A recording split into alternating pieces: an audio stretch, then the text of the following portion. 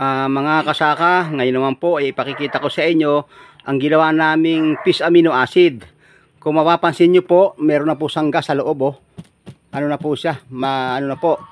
Ngayon, iwasan po natin yan na sumobra. Maaari pong sumabog, maaari pong magkaroon ng diferensya. Ngayon po, ang gagawin natin dyan ay pasisingawin po natin ang hangin. Ang practice po namin sa pag-aaral ay pasisingawin, tatanggalin po ang tape. Ngayon, meron tayong naisip na madaling paraan upang hindi na po tayo mahirapan. Ngayon po, ang gagawin natin ay tutusukin po natin siya ng needle, yung pong pangsaksak sa baboy, para lumabas po ang kanyang gas sa loob.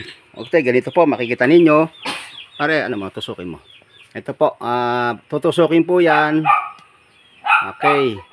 Pag natusok po yan, bababa po ang ano yan. Ayan, unti-unti na pong nawala yung hangin sa loob. O, napakabilis po. O. Asan siya? Tinusok mo na? Tinusok mo na, pare?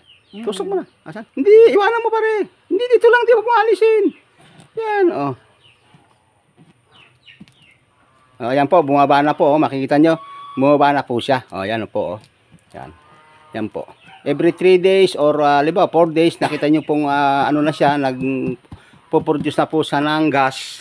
Pababain po natin. Tutusukin po natin ng needle. Ayan po, mabilis po yan. Hindi na po natin kailangan buksan. Lalabas na po yung gas na na-produce na po sa loob. Okay, kailangan lang po matutunan natin yan para hindi po tayo magkamali ng ating gagawin. Mabilis po pamamaraan yan. Okay, salamat po at magandang hapon sa inyo mga kasaka.